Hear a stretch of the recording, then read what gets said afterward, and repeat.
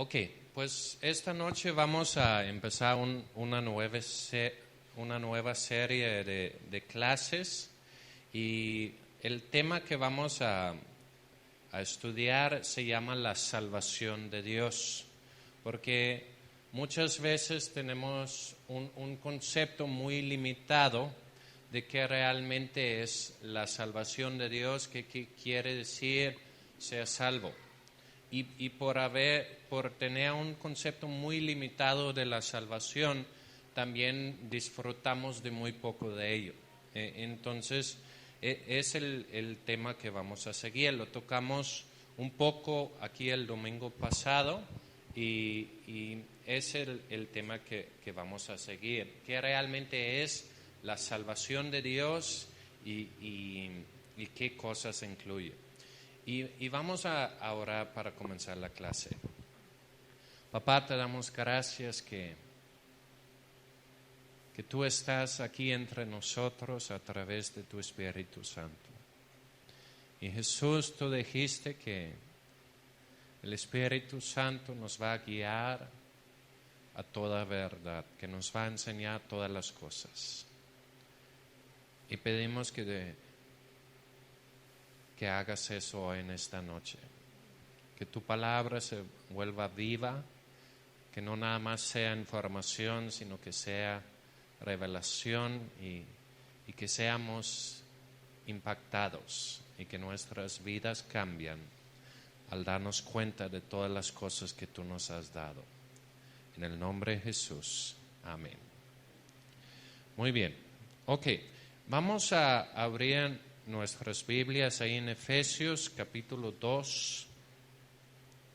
Efesios capítulo 2 y en el versículo 8. Efesios 2, 8. Y dice lo siguiente: porque por gracia sois salvos por medio de la fe, y esto no de vosotros, pues es don de Dios, no por obras para que nadie se gloríe. Entonces, lo primero que vemos es, somos salvos por medio de la fe. Puedes preguntar a mucha gente, puedes preguntar qué tengo que hacer para ser salvo. Pero la respuesta que la Biblia da son dos cosas. Primeramente dice que la salvación es por gracia y es un don de Dios. Y realmente esas dos cosas son conectados.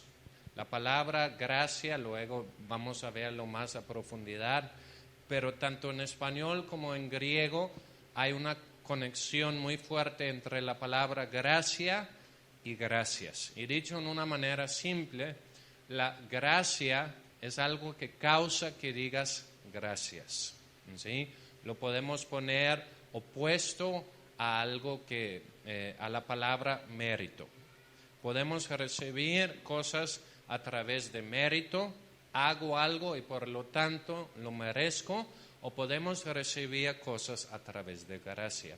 Y por lo pronto vamos a definir gracia de la siguiente manera: es favor no merecido y poder no producido.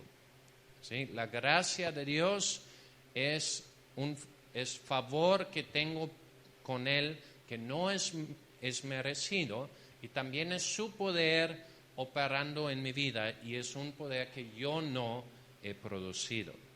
¿Y qué causa eso? La gracia de Dios causa que yo doy gracias. De hecho, así una buena indicación acerca de qué tanto realmente hemos entendido la gracia de Dios es qué tanto le damos gracias a Dios. ¿Sí? Porque si yo vivo mi vida cristiana por mis propias fuerzas, a lo mejor oro mucho, pero doy muy pocos gracias. Pero si yo entiendo todas las cosas que realmente ya me han sido dado, muchas de mis oraciones van a convertirse en que estoy dando gracias por las cosas que ya tengo. Entonces, la gracia es un don de Dios. Es algo que tiene un enorme precio, es algo que nunca puedo ganar, pero es algo que Dios ha decidido darme. Ahora dice que somos salvos por medio de la fe. Y es el primer concepto que vamos a ver hoy en esta noche. De hecho, es como el tema de esta noche. ¿Por qué? Porque somos salvos por medio de la fe. O es la cosa que realmente hace que yo puedo participar de las cosas que Dios tiene para mí. Las cosas que Dios ha dado, los ha dado a todo el mundo.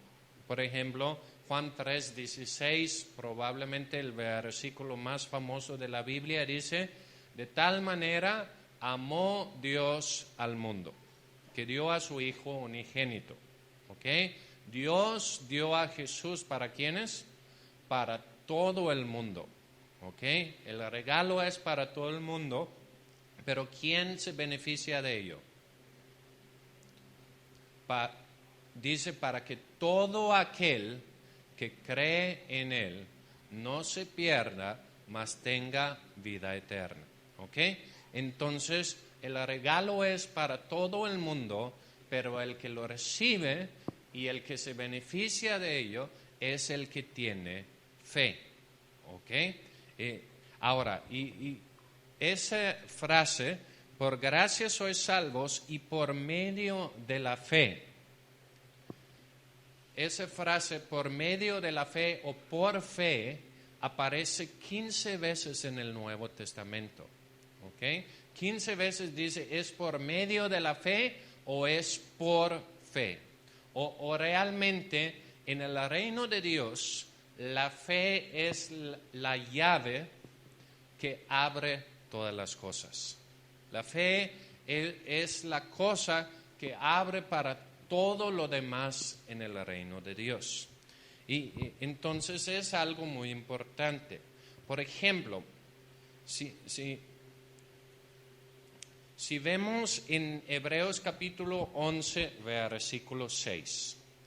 Hebreos 11, 6. Y vamos a leer desde el versículo 5.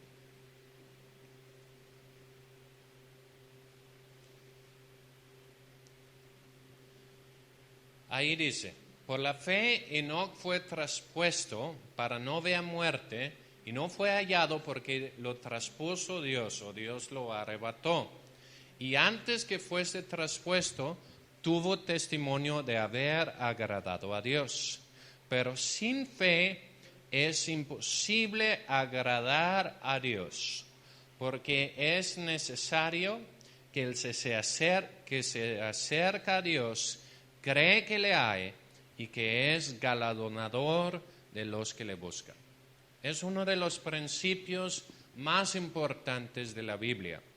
Dice, sin fe es imposible agradar a Dios. O dicho en otras palabras, la fe es el componente principal en nuestra relación con Dios. Es lo que hace que todo funcione, o la falta de fe es la causa de que las cosas no funcionan. Sin fe es imposible agradar a Dios.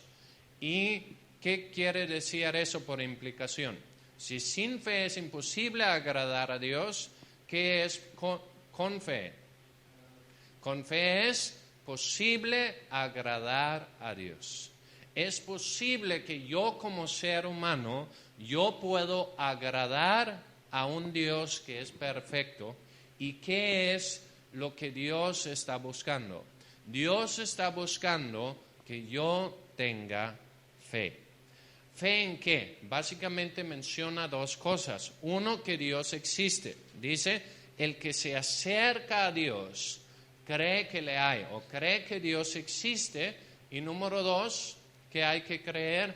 Hay que creer que Dios recompensa, Dios es galardonador a los que le buscan. Okay. Entonces, Dios requiere dos cosas de mí. Que cuando yo me acerco a Dios, primeramente que yo me acerco creyendo que existe, que pues es la primera cosa. Si no creo que Dios existe, ¿por qué lo voy a buscar? ¿Sí? Entonces, que creo que exista. Y número dos, que yo creo que Dios, si yo busco a Dios, Dios me va a recompensar. Ahora, otro versículo que habla de la importancia de la fe está en Juan capítulo 16. Juan capítulo 16. Jesús ahí está hablando de la venida del Espíritu Santo como una persona y lo llama el Consolador. Y en el versículo 7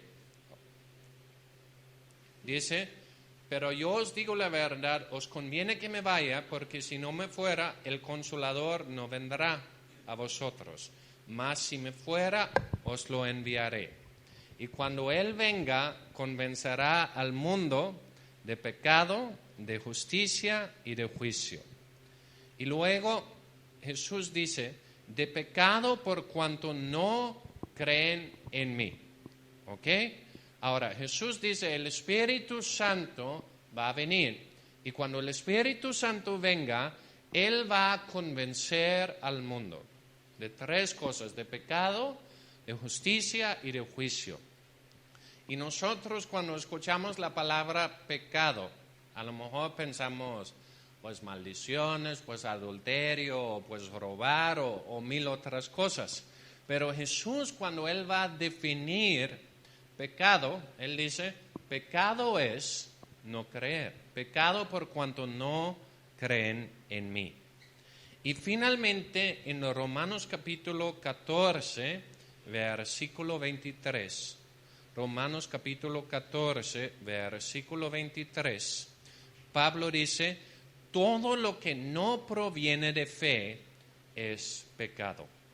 Todo lo que no proviene de fe es pecado.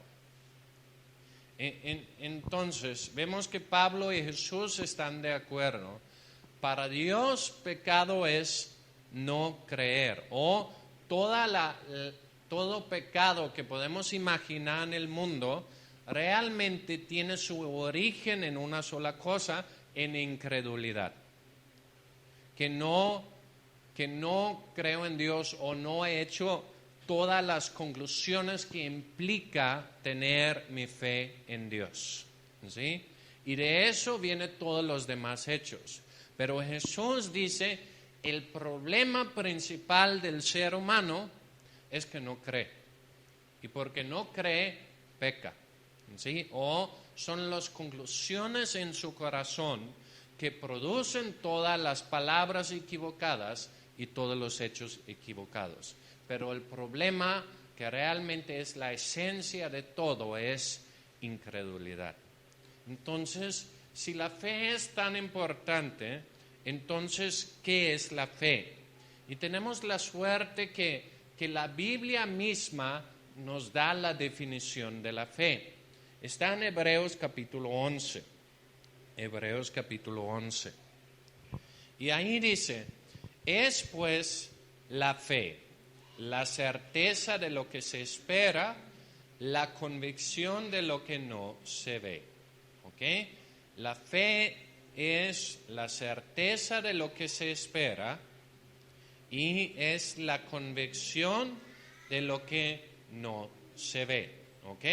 Entonces, ¿qué es la fe? Primeramente dice que es una certeza. Ahora, la palabra que es usado en griego ahí es una palabra que es upostasis. ¿Ok? Upo quiere decir que está abajo. ¿Ok? Y stasis quiere decir que está parado. ¿Ok? Es algo que está parado abajo de algo y da soporte para algo. ¿Ok? Entonces, en cierta manera, la fe es algo que tiene soporte. ¿Ok? Es una certeza.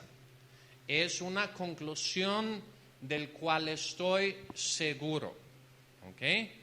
Dice, la fe es la certeza de lo que se espera. ¿Ok? La fe no es un ojalá. ¿Sí? Ojalá que Dios hará esto mañana. Ese no es fe. ¿Ok? La fe es una certeza. Dios hará esto. Y en el siguiente dice que la fe es una convicción. Y la palabra usada en griego ahí es elegeos. No estoy muy seguro de la pronunciación, pero más o menos así se ve la palabra. Y esa palabra quiere decir evidencia o convicción, ¿ok? Es evidencia o es una convicción de qué? De lo que no se ve, ¿ok? Entonces la fe se trata de lo que espero y la fe se trata de lo que no se ve. Si hay cosas que puedes medir, si hay cosas que puedes tocar, si hay cosas que de alguna manera puedes observar, entonces realmente no se trata de fe, ¿ok? Por ejemplo, tenemos a Tomás en la Biblia, ¿ok? Tomás en la Biblia está con los discípulos, los demás discípulos, que Jesús había aparecido a ellos, pero Tomás no estaba. Y Tomás dice, si yo no veo los agujeros en sus manos, si yo no pongo mi dedo en su costado, sí, no voy a creer. Y un tiempo después se le cumple, Jesús aparece y dice, Tomás, ven acá, ahora mira los agujeros en mi mano, que es el mismo cuerpo que fue crucificado, y pon tu dedo en mi costado y no seas incrédulo, sino cree. Y cuando Tomás ve eso, ¿qué dice? Él dice, mi Señor y mi Dios, o él ya cree, ¿ok? Entonces Jesús dice, tú crees porque has visto, pero bienaventurados son aquellos que no han visto, pero sin embargo creen. Porque ese es realmente el tipo de fe de que se habla aquí, ¿ok? La fe es una certeza de lo que se espera, algo que no ha pasado todavía, algo que pertenece al futuro y que por lo tanto no lo puedo observar. Y son convicciones acerca del mundo invisible, ¿ok? Y Jesús dice, si yo no he visto y sin embargo creo, entonces seré bienaventurado. Ahora, ¿cómo puedo creer si no he visto? Si no he visto, ¿cómo puedo creer?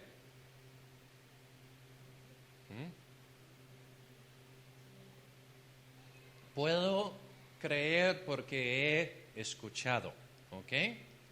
Por ejemplo, Jesús viene con sus discípulos cuando ha resucitado y les regaña. ¿Por qué? Porque no le creyeron a las mujeres que dijeron que lo habían visto resucitado, ¿ok?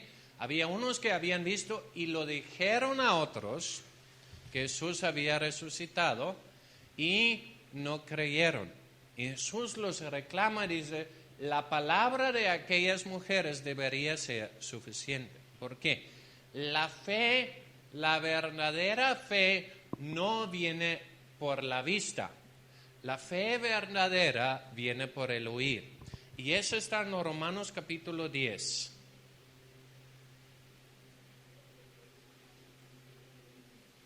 Y versículo 17. Dice, así que la fe es por el oír, y el oír por la palabra de Dios. ¿Ok? La fe es por el oír, y el oír es por la palabra de Dios. Ahora, esas buenas noticias, porque si yo digo que no tengo fe, o si digo que como los discípulos soy de poca fe, yo puedo tener más fe. ¿Cómo puedo tener más fe? Escuchando la palabra de Dios.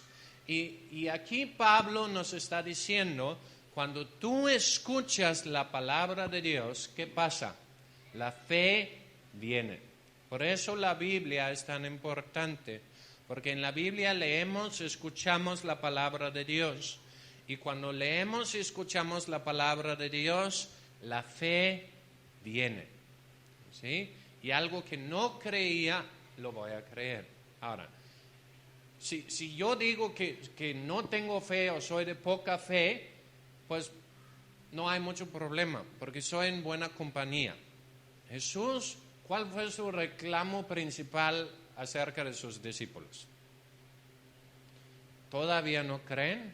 Hombres de poca fe, ¿dónde está su fe? Entonces, a veces alguien se ofende si alguien dice, oye, andas incrédulo o algo así. Y parece que los hemos mandado al infierno o algo así. Pero la verdad, todos batallamos con duda, todos batallamos con incredulidad.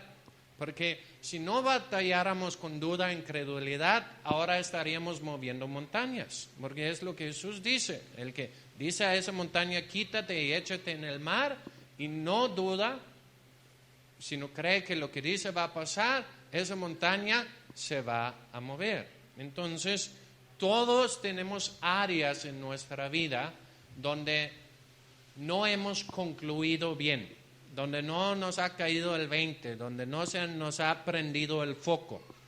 ¿Y qué necesitamos hacer? Necesitamos oír y creer.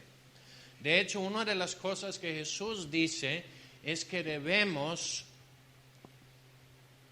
volvernos como niños. Ahora, ¿qué es una característica que tiene un niño? ¿Cómo? Hay varias características. Por ejemplo, un niño es completamente dependiente de su padre. Igualmente nosotros debemos volvernos completamente dependientes de Dios, que Dios se vuelve nuestro recurso. También un niño recibe todo por gracia. Un niño no trabaja para comer, un niño no recibe su ropa por mérito, no recibe sus regalos por mérito, recibe todo por gracia. ¿Sí? Y finalmente, un niño le cree todo a sus papás. Un niño chiquito que pregunta a sus papás, oye papá, ¿por qué el sol está rojo cuando se baja? Tienes que tener mucho cuidado de lo que dices, porque lo que tú dices, ese chamaquito lo va a creer. ¿Sí? Un niño tiene una fe en la palabra de su papá. No tiene que ver si papá dice que es así, así es. Y es la actitud que Jesús quiere que nosotros tengamos. Una dependencia total de nuestro Padre. Que Él es nuestro recurso, que Él es nuestra fuente de sabiduría, de que Él es nuestra protección, Él es nuestra salvación. Y una fe ciega de que si papá dice que es así, es así. Y no necesito ver, yo confío en la palabra de mi Padre. Ahora, mi fe se trata de diferentes cosas. Mi fe se trata de, primera instancia, mi fe debe tratar acerca de quién es Dios. ¿Ok? Yo debo concluir bien acerca de quién es Dios. Ahora, hay diferentes sociedades alrededor del mundo. Y tienen diferentes conceptos acerca de Dios. Hay culturas donde creen que cierto animal es Dios. Ahora, ¿qué tipo de vida viven esas culturas? Si investigas su como desarrollo social, hay problemas de higiene básico, de muchas cosas, porque tienen un concepto muy bajo de Dios, el cual trae muy graves consecuencias. ¿Sí? Y hay otras sociedades que tienen otros conceptos de Dios. Ahora, unos dicen que Dios no existe. Ahora, si Dios no existe, ¿quién es Dios para tal persona? Ellos mismos son su Dios. ¿Sí? Si no hay Dios, pues yo soy Dios. ¿Sí? Mi destino está en mis propias manos en ese sentido. Y las conclusiones de un individuo las conclusiones de una sociedad acerca de Dios son muy importantes. Por ejemplo, si leemos en los Romanos capítulo 1,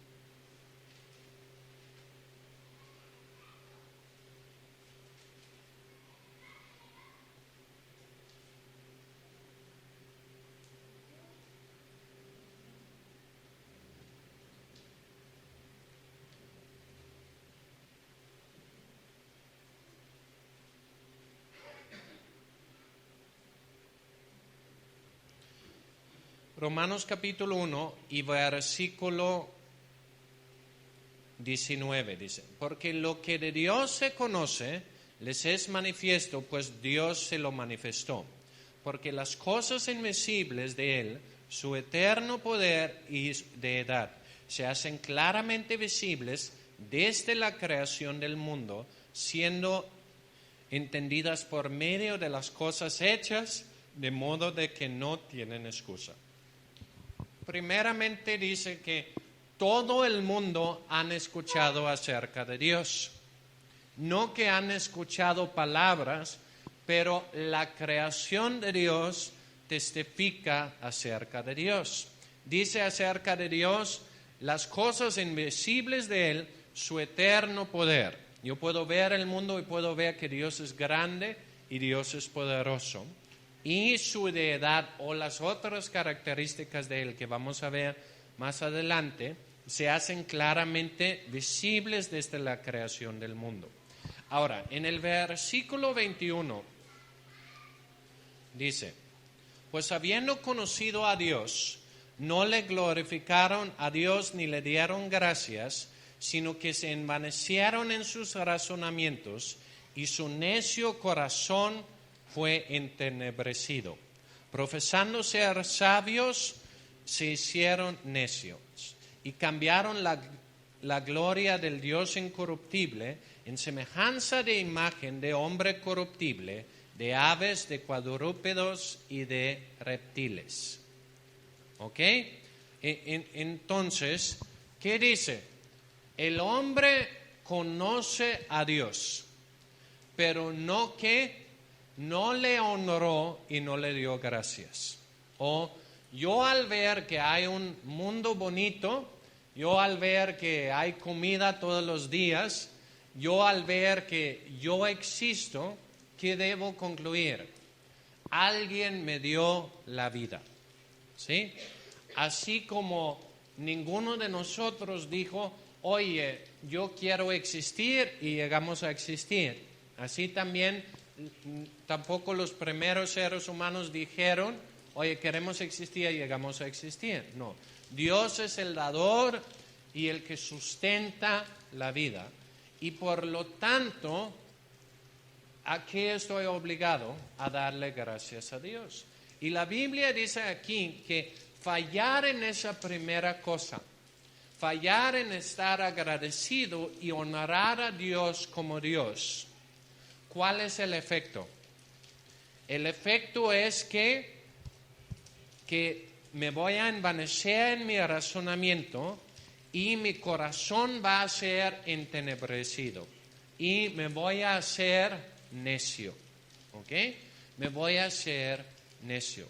Ahora, por implicación, también lo contrario es cierto. Si yo honro a Dios, si yo le doy gracias a Dios, ¿cuál va a ser el resultado en mi vida? Voy a comenzar a ser sabio. Por eso dicen Proverbios, el temor a Jehová es el comienzo de la sabiduría.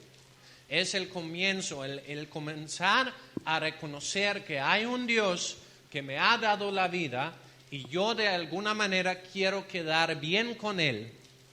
Eso es el comienzo de la sabiduría, es el comienzo de la revelación.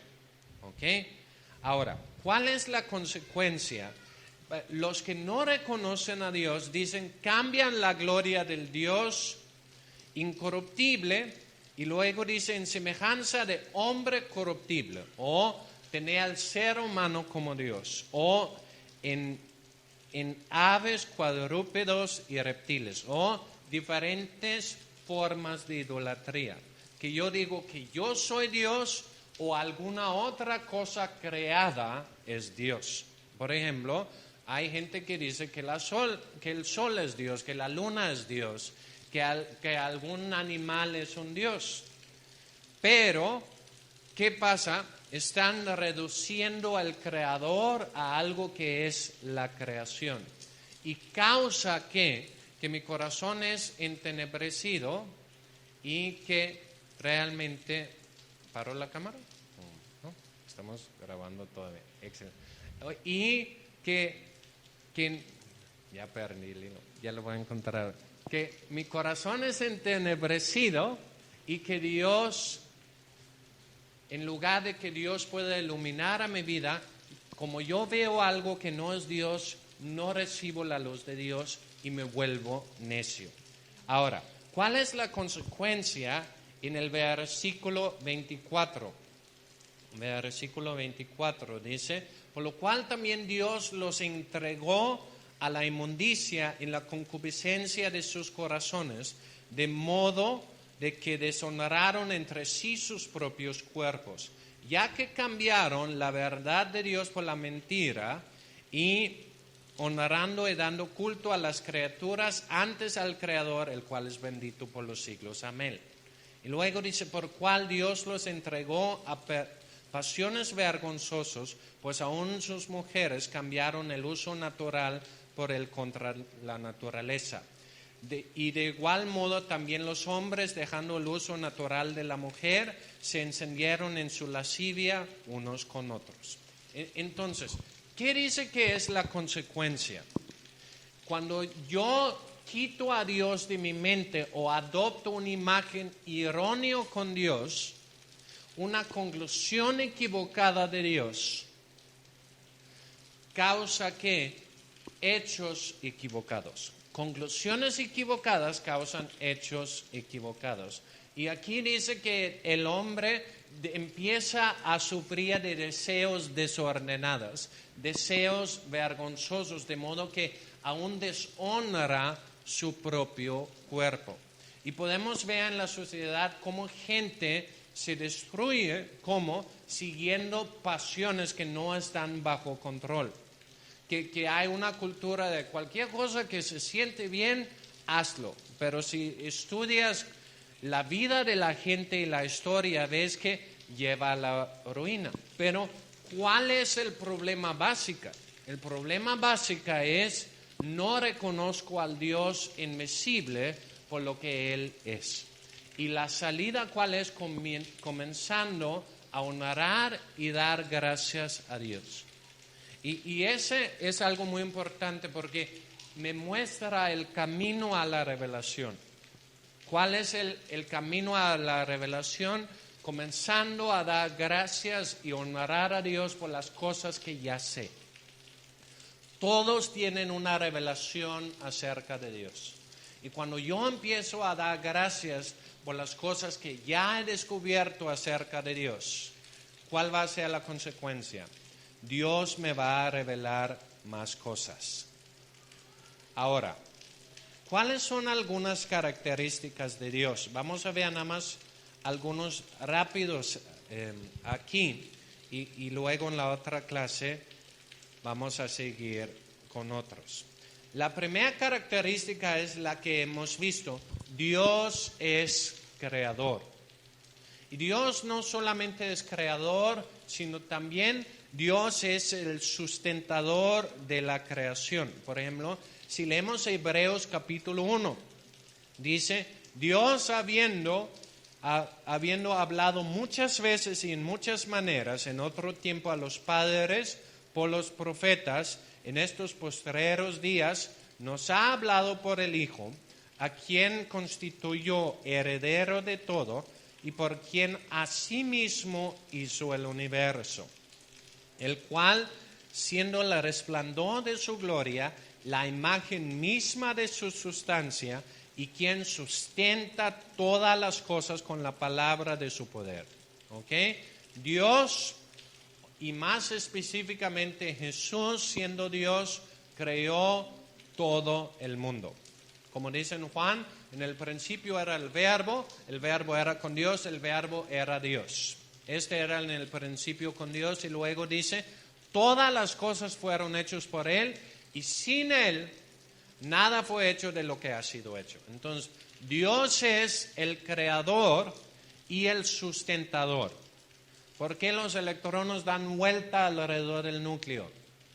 Porque Dios quiere. ¿Por qué los planetas no salen volando por todos lados? ¿Por qué los núcleos no explotan y se van por todos lados? Porque Dios sustenta, Dios tiene en orden, Dios tiene amarrado todas las cosas para que sigan las leyes físicas que Él ha puesto. Dios es el creador y por lo tanto Dios es más grande que cualquier cosa creada. Hay gente que dice, ay, el bien y el mal, ¿quién sabe quién gana? No hay duda. El libro ya tiene final en el Apocalipsis, dice quién gana, porque Satanás es una criatura, es un ángel rebelde y Jesús lo va a destruir con una palabra de su boca. Es una lucha entre creador y criatura rebelde, no es una lucha entre iguales. Como Dios no hay nadie. Entonces Dios es el creador de todas las cosas y por lo tanto Dios está sobre todas las cosas. Dios está sobre todas las cosas que Él ha creado y Dios está sobre todas las leyes que Él ha creado. Ahora, otra característica acerca de Dios es que Dios es omnipotente. Por ejemplo, en Job capítulo 42, Job 42, 2. Y voy a leer en la Biblia de las Américas. Ahí dice, yo sé que tú puedes hacer todas las cosas y ningún propósito tuyo puede ser estorbado. ¿Ok? Job dice acerca de Dios, yo sé que tú puedes hacer todas las cosas y ninguna cosa que tú quieres hacer puede ser estorbado. Entonces, Dios es omnipotente, ¿ok? Ahora, la siguiente, Dios es omnipresente. Ahora, ¿qué quiere decir que Dios es omnipresente? Quiere decir que Dios no está sujeto a las leyes del espacio, ¿ok? Porque si Dios creó el espacio, hablan de que en el Big Bang se creó el tiempo, el espacio y todas esas cosas. Pero Dios estando antes de todo eso y siendo el creador de todo, ¿sí? Si Dios es el creador del espacio, Dios no está sujeto a las leyes del espacio. Las leyes del espacio dicen, si yo estoy aquí, no estoy allá. Y si yo quiero ir de aquí a allá, me va a tomar tiempo. Pero Dios es tan grande que llena todo. Pero de todos modos se puede hacer tan chiquito que puede vivir en mi corazón.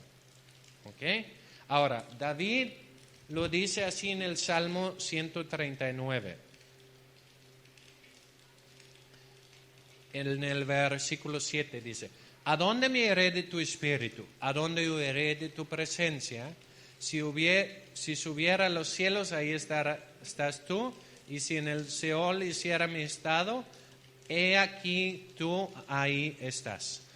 Si tomara las alas del alba y habitara en el extremo del mar, aún ahí me guiará tu mano y me asiará tu diestra. David dice, yo no me puedo huir de tu presencia. No importa a dónde voy, ahí vas a estar. ¿Por qué? Por ejemplo, en Hechos 17, 27. Hechos 17, 27.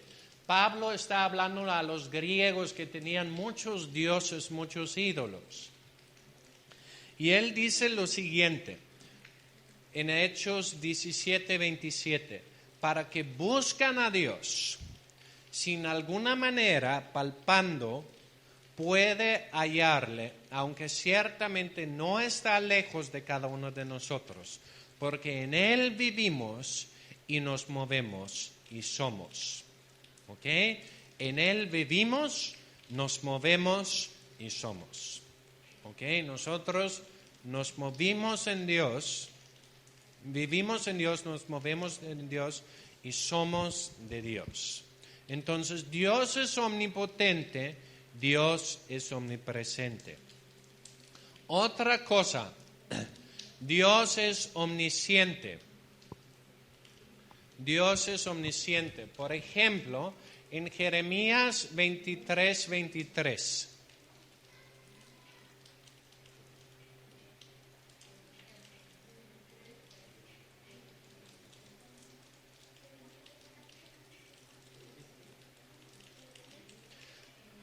Jeremías 23:23. Ahí dice, ¿soy yo Dios de cerca solamente, dice Jehová, y no Dios de muy lejos? ¿Se ocultará alguno, dice Jehová, en los escondrijos que yo no lo vea? ¿No lleno yo, dice Jehová, el cielo y la tierra? O ahí Dios dice, nadie se puede esconder de mí. Dios sabe todas las cosas. Igualmente Proverbios 15:11 dice, el Seol y el Abadón, hablando del lugar de los muertos, están delante de Jehová. ¿Cuánto más los corazones de los hombres? O Dios conoce el lugar de los muertos y conoce todo pensamiento en mi corazón.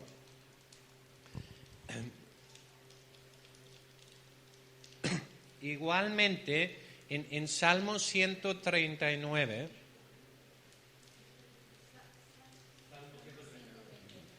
sí, otra vez Salmo 139.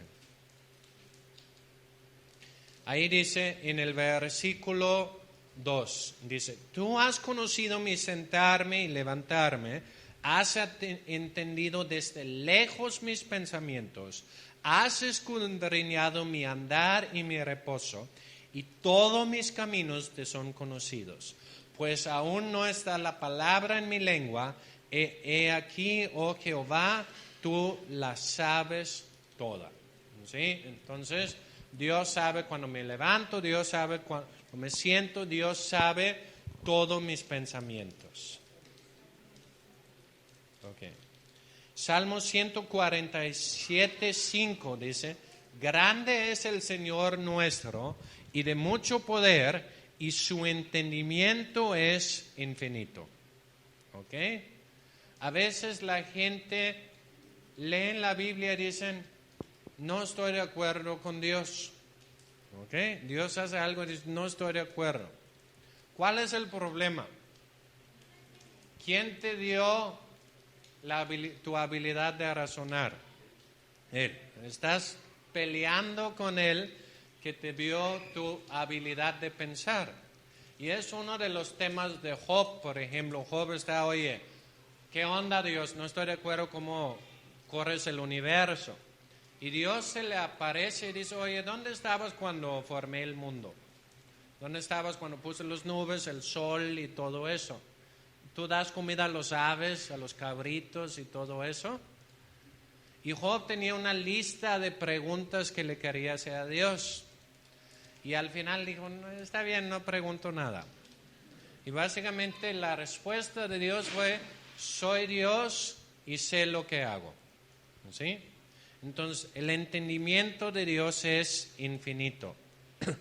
Ahora, Isaías 46:9.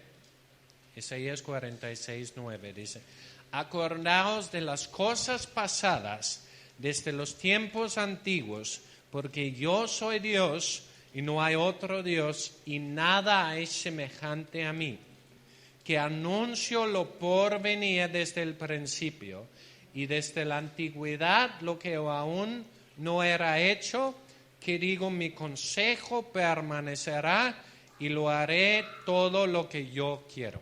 Dios dice, yo anuncio lo por venir desde el principio. Desde el principio, Dios ha hablado cómo va a terminar las cosas. Desde que la serpiente Satanás engañó a Adán y Eva, Dios dijo, la simiente de la mujer, Jesucristo va a aplastar tu cabeza. Dios lo habló antes que sucedió. Y Dios ya ha hablado el fin de la historia. Y el fin de la historia es que Dios va a ganar y los que están al lado de Dios van a ganar. Dios sabe todas las cosas. No podemos sorprender a Dios. Satanás no puede sorprender a Dios. Finalmente se va a terminar cumpliendo todas las cosas que Dios ha dicho. Jesús dice en Mateo capítulo 10, versículo 30, dice, pues aún vuestros cabellos están todos contados. Dios hasta sabe cuántos cabellos tengo en mi cabeza. Con algunos es más fácil contar que con otros, ¿sí? Pero Dios sabe cuántos cabellos tenemos y seguramente hasta sabe cuántas células hay en mi cuerpo. Entonces, Dios sabe todas las cosas. Ahora, otra cosa acerca de Dios es que Dios es eterno. Ahora, ¿qué quiere decir ser eterno? Ser eterno es no tener ni principio ni fin. ¿Ok? Por ejemplo, en Salmo 90, versículo 2. Salmo 90, versículo 2 dice, antes que los montes fueron engendrados y nacieron la tierra y el mundo, y desde la eternidad hasta la eternidad, tú eres Dios. Desde la eternidad hasta la eternidad. Dios dice, yo soy el alfa y el omega, el principio y el fin. Dios es eterno. Desde el principio no hay momento en que Dios no existió. Mi hijo Steven me ha estado haciendo una pregunta que me da mucha risa. Digo, ¿qué había antes de Dios? ¿Sí? Y me da mucha risa porque cuando yo tenía su edad yo me preguntaba lo mismo. ¿Sí? Y tenía noches que no podía dormir porque estaba pensando, oye, ¿y antes de Dios qué? ¿Sí? Pero antes de Dios nada, porque antes de Dios no había un antes. Dios ha existido antes del principio de los tiempos y es algo que no podemos imaginar porque no podemos pensar fuera de tiempo. Que Dios es eterno quiere decir que Dios estaba antes de todas las cosas y Dios seguirá para siempre.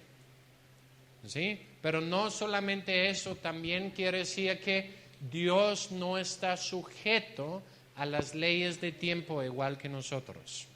¿Ok? Dios no está sujeto a mi tiempo.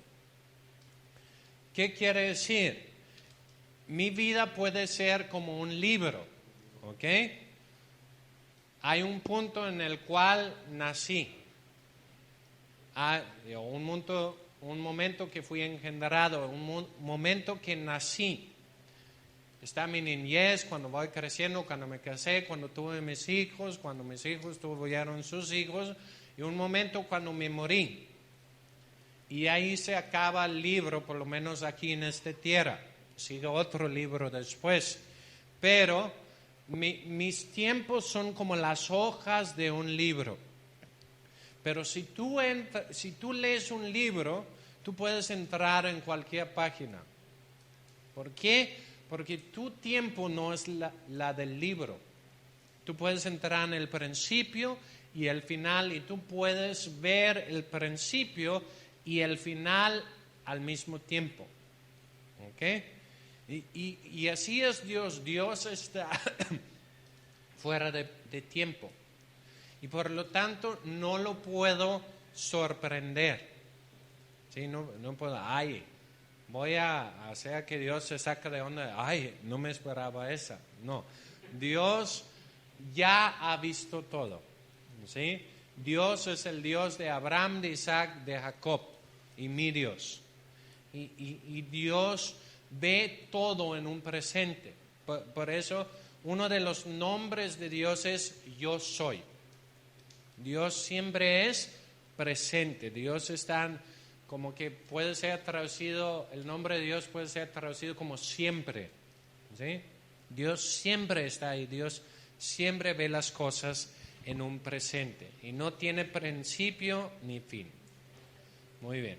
Salmo 93, 2 dice lo mismo, dice, desde la antigüedad está establecido tu trono. Tú eres desde la eternidad. Ok, ahora, si juntamos todas esas cosas, vemos que Dios es perfecto. Y si eres perfecto, ¿para qué cambiar? Y por lo tanto, también Dios no cambia. ¿Ok? La Biblia dice, por ejemplo, en el Salmo 102, 25, dice, desde la antigüedad tú fundaste la tierra, y los cielos son la obra de tus manos. Ellos perecerán, pero tú permaneces, y todos ellos como una vestidura se desgastarán. Como vestido los mudarás y serán cambiados. Pero tú eres el mismo, y tus años no tendrán fin. O como dice en Hebreos 13:8, dice, Jesucristo es el mismo, ayer, hoy y por los siglos. Muy bien. Entonces, Dios no cambia. ¿Ok? La manera que Dios era cuando creó el mundo, Dios es el mismo hoy. Y ese también quiere decir que Dios no cambia de opinión. ¿Ok? Dios no cambia de opinión. Cuando Él ha dicho algo, es igual como Dios permanece, la palabra de Dios permanece. ¿Sí? Jesús dice, los cielos y la tierra van a acabar, pero mis palabras nunca van a acabar. Igual que Dios es eterno, una palabra hablado por Dios también tiene un valor eterno. ¿Ok? Yo puedo volverme más sabio. Yo puedo decir, oye, lo que te dije el año pasado, olvídalo porque ya sé mejor. ¿Sí? Pero cuando Dios ha dicho algo, está firme. ¿Ok? Y aquí vamos a ver algunas cosas que Dios no puede. No en el sentido que le falta poder, sino en el sentido que va en contra de lo que Él es. Por ejemplo, Dios no puede romper una promesa. Dios no puede ser infiel. Dios no puede mentir. Porque si Dios hace cualquier de esas cosas, Dios dejará de ser Dios. ¿Y qué causa eso? Dios es confiable o Dios es fiel. Yo puedo creer, yo puedo confiar en Dios. Porque yo puedo poner mi confianza en cualquier hombre y en algún grado, en algún momento, me van a fallar. ¿Sí? No hay ningún ser humano que no te va a fallar, porque el ser humano no es perfecto. Pero Dios nunca va a fallar, y por eso yo puedo confiar plenamente en Él. Ahora, última cosa que vamos a ver, y es una de las cosas que podemos decir que está en la constitución de la Biblia. Es una de las cosas más repetidas. ¿Ok? Dice por ejemplo, en 2 de Crónicas, capítulo 19, versículo 7. 2 de Crónicas, capítulo 19, versículo 7.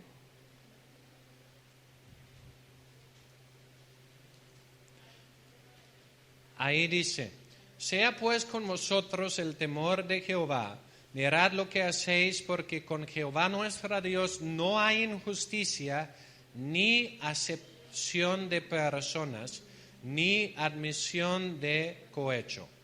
¿Ok? ¿Qué dice? Con Dios no hay injusticia, no hay acepción de personas. ¿Qué quiere decir? Dios trata a todos igual. Dios no tiene favoritos, con Dios no hay palanca. ¿Ok? Ahora, ese también es una tremenda esperanza para mí. ¿Por qué? Porque yo puedo leer la Biblia acerca de toda la gente y yo puedo ver lo que Dios estaba dispuesto de hacer por alguien, Él está dispuesto de hacerlo por mí.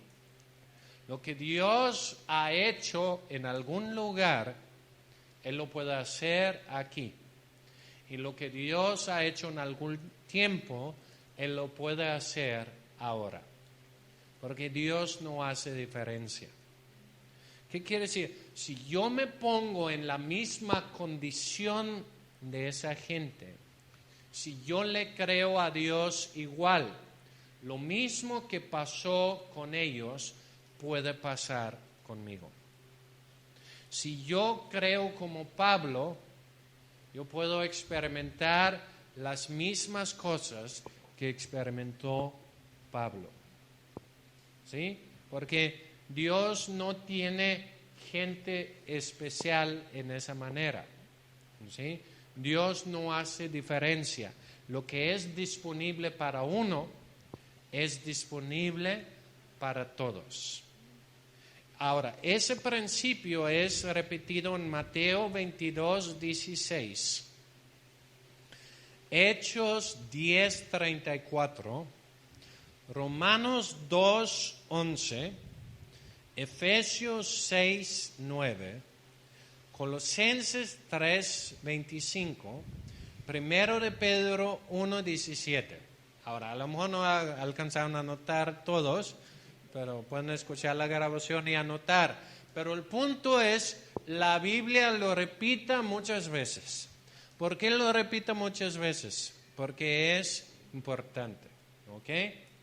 Yo puedo confiar en Dios. Y Dios no va a cambiar su manera de tratar con la gente, y de tiempo en tiempo, ni de persona en persona. Ahora, entonces quiere decir que si yo puedo creer lo mismo que fue disponible para las personas que Dios usó fuertemente en la historia, lo mismo está disponible para mí. Muy bien, vamos a parar la grabación ahí.